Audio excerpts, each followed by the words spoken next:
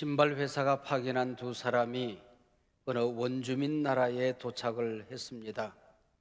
본사로 보내온 한 사람의 메일입니다. 이곳은 신발 신은 사람이 한 사람도 없습니다. 신발 판다는 게 불가능합니다 라고 연락을 해왔습니다. 두 번째 사람의 메일은 너무나도 달랐습니다. 이곳은 신발 신은 사람이 한 사람도 없습니다. 얼마든지 무한정 신발을 팔 수 있을 것 같습니다 라고 연락을 해왔습니다. 가나안 땅을 바라보며 사람 살만한 곳이 못 되는 모래사막으로 보는 사람들이 있는가 하면 적과 꿀이 흐르는 낙원으로 보는 사람들이 있었던 겁니다.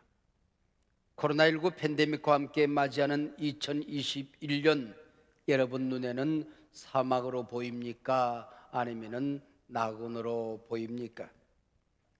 문명학자들이 인류 역사상 최대의 위기 중에 한 해가 될 것이라는 2021년, 여러분에게 저주의 땅으로 펼쳐질까요? 아니면 축복의 땅, 약속의 땅으로 펼쳐질까요? 지금 세계는 코로나19 백신 전쟁, 치료제 전쟁 중입니다. 부자 나라들이 독식하고 가난한 나라는 입맛만 다시고 있습니다. 세상 환경으로만 보면 가나안 전쟁터를 방불케 합니다. 민초들의 사막화, 다음 세대 사막화, 교회의 사막화, 이름 그대로 전방위적인 사막화가 펼쳐지는 것만 같습니다. 그러나 우리는 하나님을 보아야 할 때입니다. 세상의 잡음에 귀를 기울이기보다는 복음, 하나님의 말씀에 귀를 기울여야 한다는 말입니다. 베다니 마을 나사로가 죽었을 때 사람들은 사랑하는 자가 병들었나이다, 사랑하는 자가 죽었습니다. 예수님이 사랑하는 자가 왜 고난을 겪어야 합니까? 라고 반문합니다. 이때 예수님은 너희가 믿으면 영광을 보리라 말했습니다. 근데 사람들은 보여주세요, 우리가 믿을게요, 언제나 환경주의자로 살아갑니다. 그러나 우리 예수님은, 성경은, 기독교는 믿으면 보리라, 믿음주의로 살라고 말씀합니다. 10명의 정탐꾼들은 가나안 땅 환경을 보았고 갈렙과 여호수아 두 사람은 하나님을 보았습니다.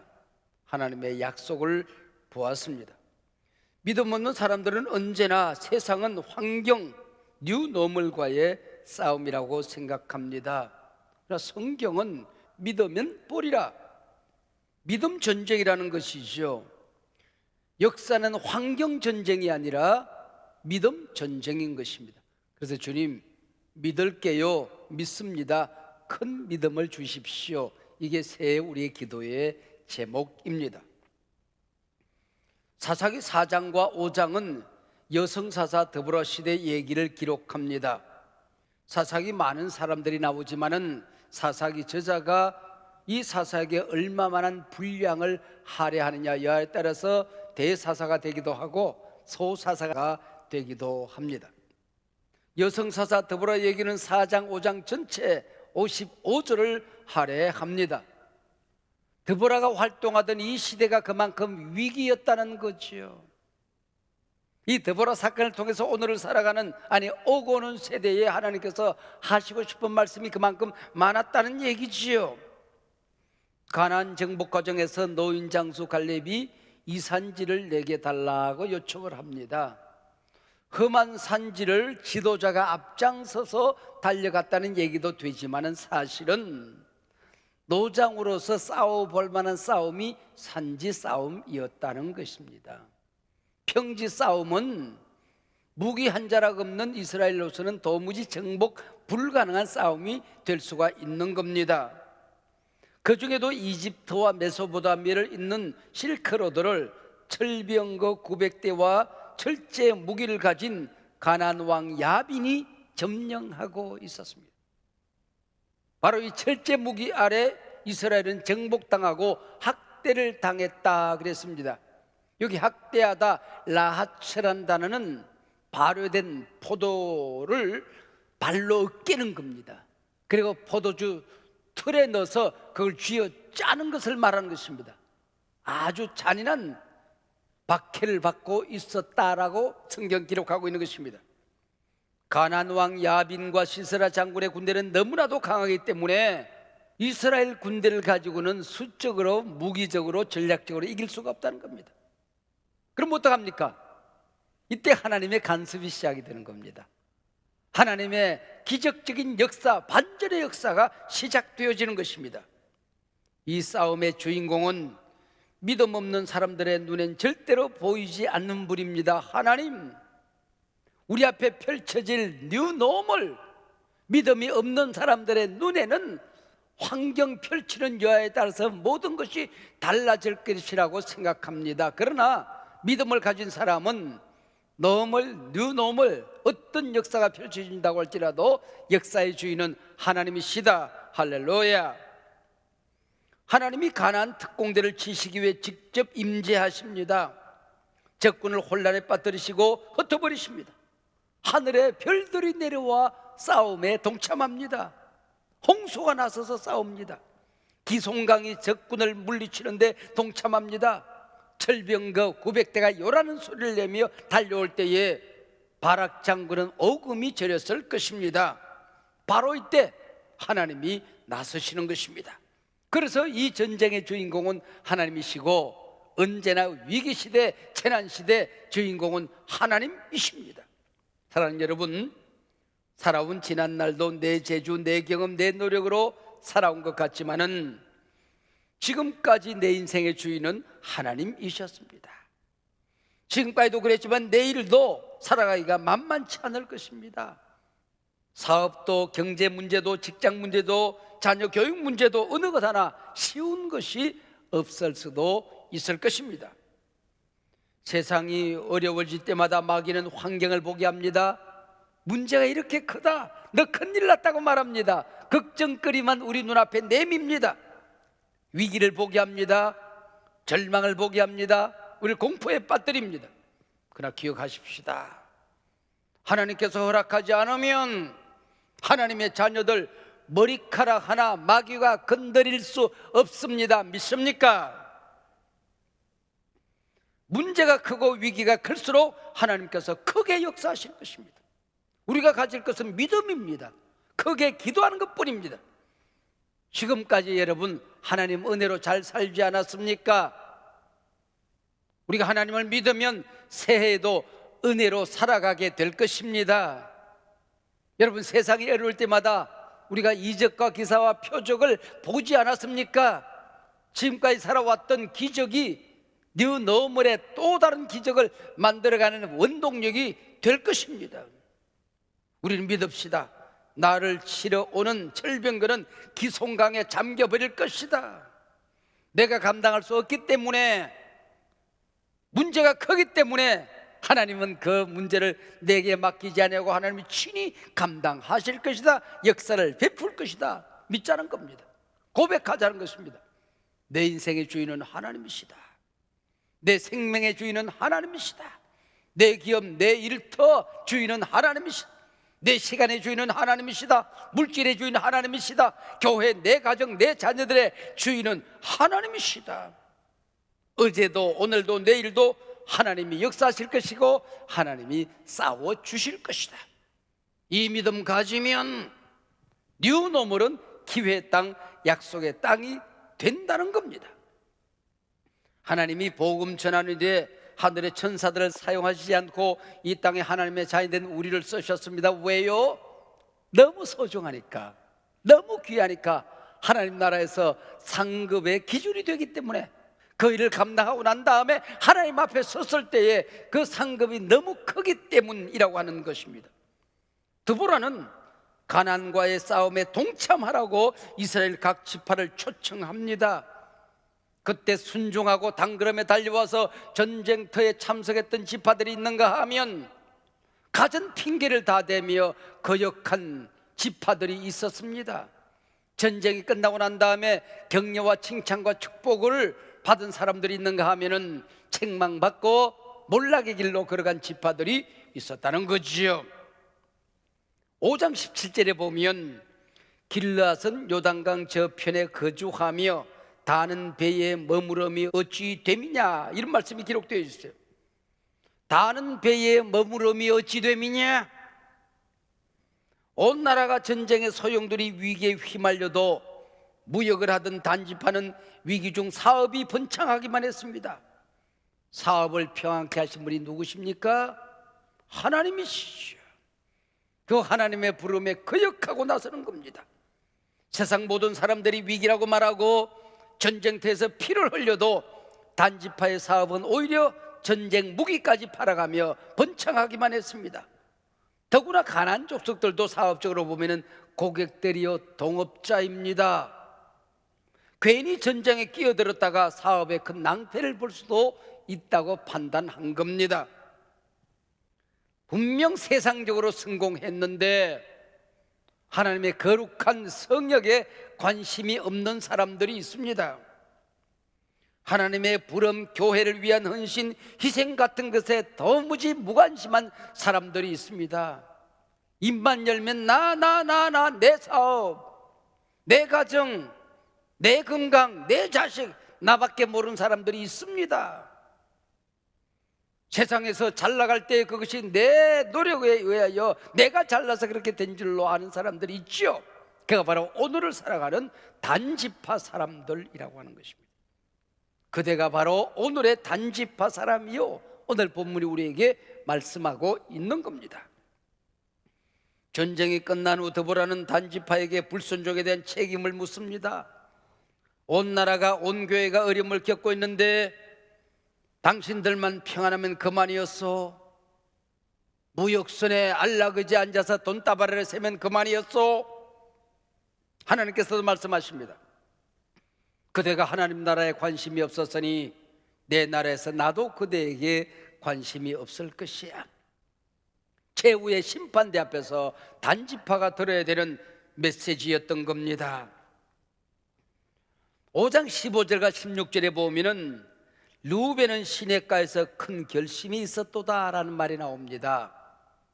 시냇가에서 큰 결심을 하고 전쟁터로 달려갔다는 얘기가 아닙니다. 이것저것 생각이 너무 많았다는 거죠. 걱정거리가 너무 많았다는 거죠. 회의를 하고 또 회의를 하고 싸우고 또 싸워도 결론이 나질 않습니다. 그래서 핑계거리를 만듭니다. 드보라는 여성이 아니요, 우리는 그래도 명색이 맏아들 지파인데 이 맏아들이 여성의 꽁무니나 따라다녀서 되겠어? 우리 코가 석자요. 우리가 여기에 한쪽 모퉁이에 참전한다고 하는 것은 우리 체면에 맞지 않아요. 그게 르우벤 집회였다는 것입니다. 그리고 동일한 17절에 보면은 아셀은 해변에 앉아서 자기 항만에 거주하도다라는 말이 나옵니다. 아셀 지파는 해변 휴가를 즐기느라 하나님의 부름을 거절한 사람들입니다. 모든 관심이 세상 재미에 빠진 사람이 아셀 지파였습니다. 뿐만이 아니라 체면 지례로 참여했던 베냐민 지파도 있었습니다. 오늘 교회 안에는 종교인 수준의 그리스도인들이 얼마나 많이 있습니까? 신앙생활하는 것은 양심의 우리 마음의 수양 정도로 생각하고 살아가는 사람들이 얼마나 많이 있습니까? 거룩한 전쟁에 동참하지 아니하고 그건 다른 사람들의 문제요, 몫이요, 내 일은 아니라고 생각하고 살아가는 사람들이 얼마나 많이 있습니까? 그게 바로 오늘의 베냐민 사람들인 게지요. 그러나 함께 전쟁터로 달려가자는 드보라의 요청 앞에 기쁨으로 헌신한 사람들이 있었습니다. 스불론과 납달리 사람들은 뜨거운 태양빛 아래서 논밭을 일구고 있었습니다. 해가 서산해지자 자꾸 분배를 움켜쥐고 사랑하는 아내와 자식이 기다리고 있는 집으로 발걸음을 옮기고 있었습니다. 요라는 소리와 함께 전령이 도착합니다. 드보라 선자께서 지금 너무 위급하답니다. 당신들 지파도 전쟁에 참전해 달라고 하는 요청이 있습니다. 단지파처럼 사업 핑계 되지 않습니다. 르우벤 사람들처럼 회의할 시간의 낭비를 하지 않습니다. 아셀 지파 사람들처럼 가족들과 안락한 시간을 탐닉하지도 않습니다. 농기구를 들고 전쟁터로 나아갑니다. 철병거 앞에 나단자루가 무슨 힘이 있겠습니까? 그러나 내 목숨 한 자락이라도 이 전쟁터에 바치겠다. 그리고 달려나가는 것입니다. 그게 바로 5장 18절 말씀입니다. 스불론은 죽음을 무릅쓰고 목숨을 아끼지 아니한 백성이요. 스불론은 죽음을 무릅쓰고 목숨을 아까워하지 않았던 백성이요. 납달리도 들의 높은 곳에서 그러하도다. 그들도 역시 목숨을 아까워하지 않고 달려나왔던 것입니다. 하나님께 드보라를 세워 기름을 부으시니 사실에 감사하세. 하나님께서 가나안의 석방으로부터 우리를 구원하시는도다. 우리 함께 달려가세. 목숨을 내걸고 싸워보세 하고 달려나왔던 지파들이었습니다. 전투의 마지막 장면이 참 재미있습니다. 드보라 사역의 클라이막스입니다. 전투의 면류관은 적장의 목을 가져오는 사람의 몫입니다. 남자들이 핑계를 일삼습니다. 장정들이 비굴해져만 가는 이때에 하나님은 여성을 세워서 사사로 삼으십니다. 소에 젖을 짜던 여인 야엘의 손에 적장의 목을 쥐어주는 것입니다. 적군 사령관 시스라가 맨발로 야엘의 집으로 달려듭니다. 야엘은 이방 여인으로 하나님의 백성 이스라엘의 구원에 동참한 겐족 속의 사람입니다. 야엘은 아마 이 시스라에게 우유를 공급하던 무역상이었던 것 같습니다. 그래서 야엘은 자기 집으로 시스라가 숨어드는 것은 너무나도 자연스러운 일이었습니다. 헐떡거리는 이 장수에게 우유를 주고 먹을 것을 줍니다. 안방 깊은 곳에 눕혀서 잠을 재웁니다. 코를 걸고 깊은 잠에 빠져듭니다. 야엘은 시스라가 잠든 사이 햄을 한 손에 듭니다. 그리고 말뚝을 가지고 들어갑니다. 아마 옆으로 누워 잤던 것 같습니다. 그리고 관자놀에 말뚝을 대고 햄물을 내리칩니다. 그때에 머리를 관통하여 이 말뚝이 땅에 박혀지게 되는 것입니다. 그리고 그 목을 번쩍 찢겨들고 하나님께 바치는 거죠. 이 시스라와 야엘은 무역 관계에 있었습니다. 일종의 언약 관계입니다.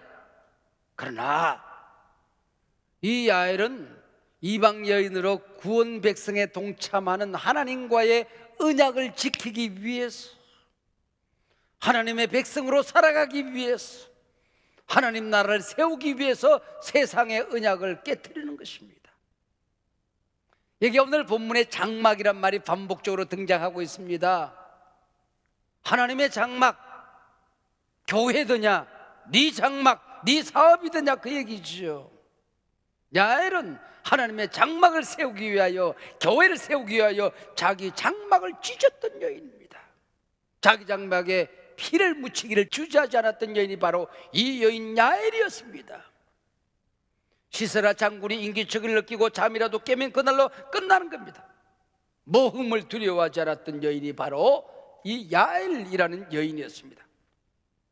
하나님은 우리 시간의 주인이십니다. 그래서 오늘은 My Day가 아닙니다. Lord's Day, 주님의 날이죠. 주인이 따로 있는 겁니다.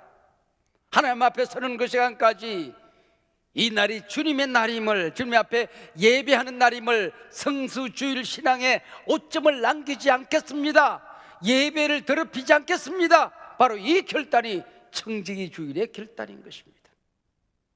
내 사업, 내 기업, 내 인생, 내 미래의 주인은 하나님이십니다.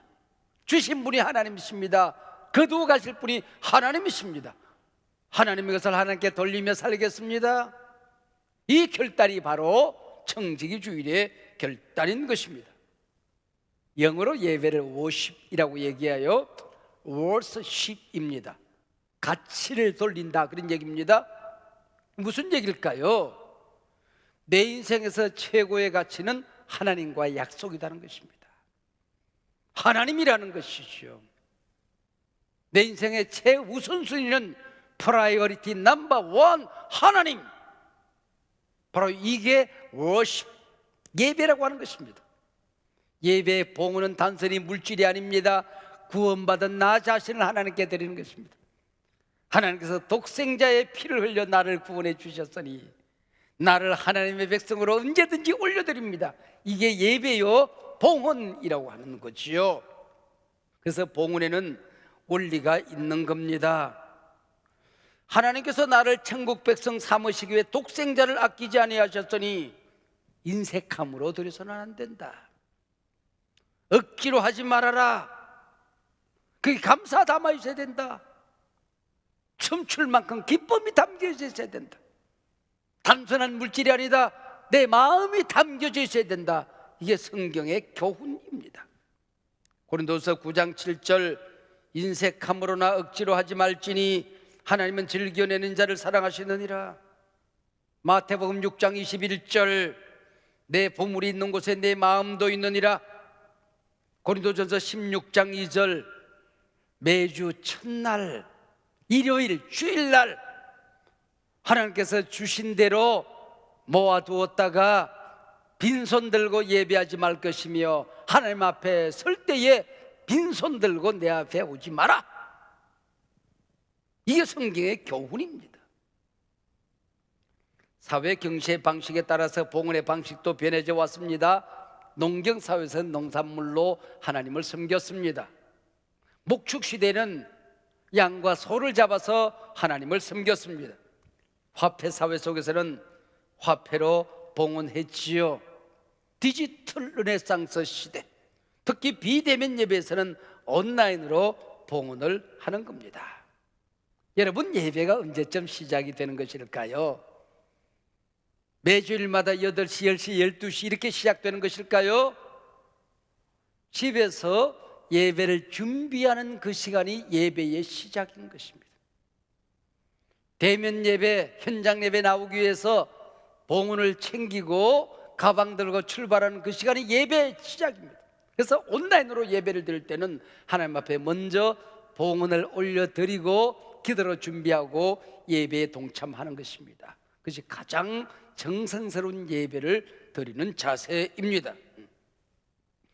드보라 시대 두 여인의 헌신과 절거의 전투에 참여한 지파들의 동참으로 전쟁은 승리로 끝이 났습니다. 14장은 사건의 전개이고 15장은 14장에 있었던 사건들을 노래로 만들어서 찬양하는 시간입니다. 예배하는 시간입니다. 거기 28절에 보면은 시스라 장군의 어머니가 나옵니다. 아들아, 네가 노획물을 들고 온다고 하더니, 네가 많은 노획물을 들고 어미를 기쁘게 한다고 하더니 너 어디 갔냐? 통곡하는 장면이 나옵니다. 믿음 없는 사람들에게 가나안 땅을 맡기지 않는다는 하나님의 선언이죠.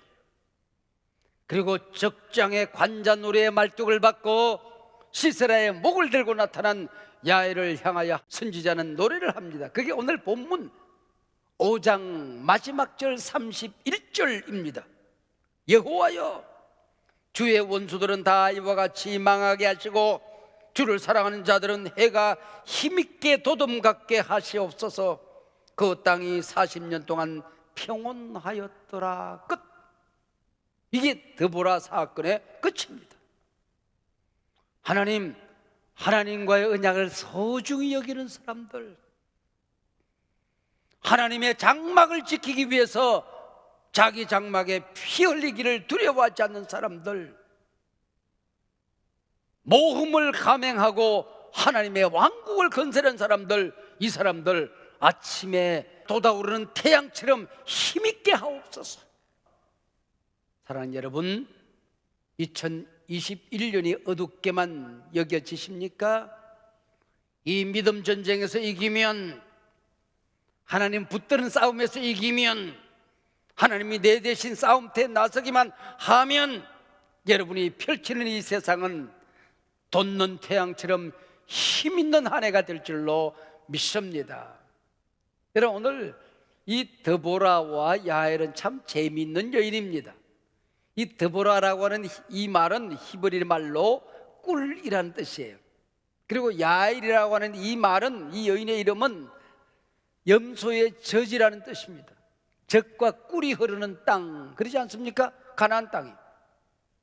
여러분, 가나안 땅이 사막입니까? 아니면 젖과 꿀이 흐르는 약속의 땅입니까? 축복의 땅입니까? 은혜의 땅입니까? 능력의 땅입니까? 기적의 땅입니까? 순종하는 이 드보라 문남성들의 얼굴이 보이지 않는 그때에 하나님이 여인을 들어서 쓰십니다. 약한 자를 들어 쓰십니다. 가난한 자를 들어 쓰십니다. 힘없는 자를 들어 쓰십니다. 그러나 순종하는 사람, 믿음의 사람을 하나님이 들어 쓰시는 것입니다. 하나님과의 언약을 지키기 위해서 목숨을 아까워하지 않은 사람, 하나님의 장막을 지키기 위해서, 교회를 지키기 위해서 헌신을 두려워하지 않은 사람, 야훼를 통하여 돋는 태양처럼 새해에 여러분이 가는 길목마다 하나님께서 빛나게 하실 줄로 믿습니다.